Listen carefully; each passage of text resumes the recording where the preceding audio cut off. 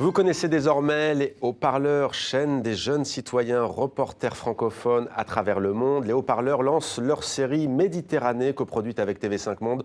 Ce sont des regards croisés entre des jeunes des deux rives de la Méditerranée. Voici un épisode tourné à Alger, donc, et à Marseille, par Amina et Reda. Il est intitulé Démocratie, l'art et l'humour, nouvelles armes de contestation en Algérie. On y découvre notamment comment les contestataires réalisent leurs banderoles et leurs slogans. Regardez. Bonjour, je suis Reda Menassel et je vous parle d'Alger. Et pour cette vidéo un peu spéciale, je ne suis pas seul. Salut, c'est Amina.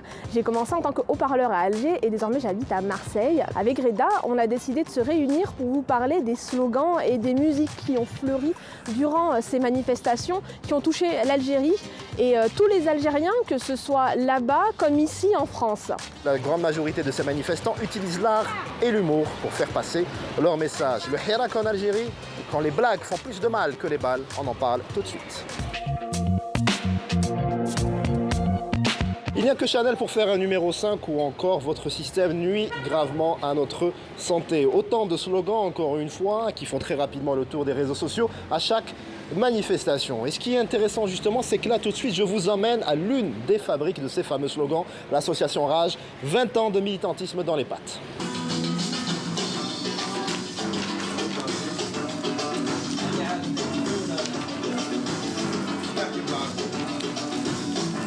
Au début, nous aussi, on était là, oui, Nourid Tahir Nidam, en vieux militant politique, etc. Mais la rue n'était plus... La rue avait beaucoup d'humour. Et on s'était dit, ça serait bien d'apporter aussi quelque chose. Parce que sortir pour marcher, ok, c'est bien beau, mais il est où notre message? Parce qu'on est tellement nombreux dans la rue, finalement, que la voix, elle seule n'est pas audible.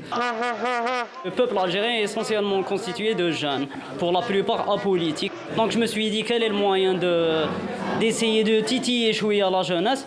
Je me suis dit, il vaut mieux faire des références à la culture pop, les dessins animés, les jeux, les mangas, l'humour aussi, ça fonctionne énormément. Voir les jeunes en train de se recevoir avec les lances à eau, en train de répéter un slogan « Eh oh, zidoulna shampoing, nous le labas ». Comment traduire ça en français? C'est chaud.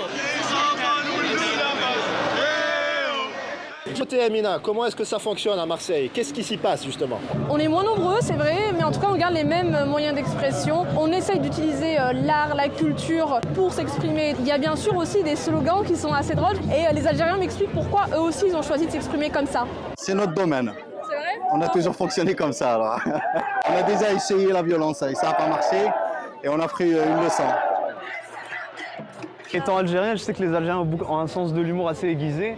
Disons que les Algériens ont été interdits de manifester dans l'espace public pendant très longtemps. Ils en ont fait une fête, une sorte de fête populaire et qui traduit des messages politiques également. À Marseille, on reprend non seulement les slogans, mais on reprend également les chants populaires de supporters qui sont constamment dans les manifestations en Algérie.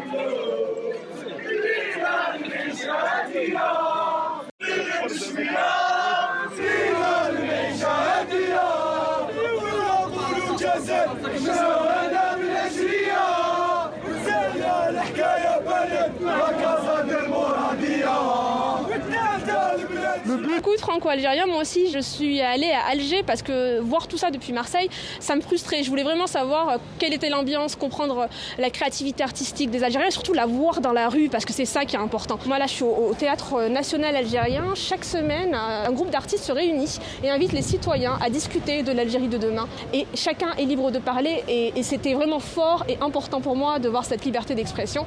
Et ça a été aussi l'occasion de rencontrer quelqu'un que vous connaissez. Salut, salut! Amina qui a d'ailleurs ramené le mauvais temps avec elle de Marseille, merci beaucoup.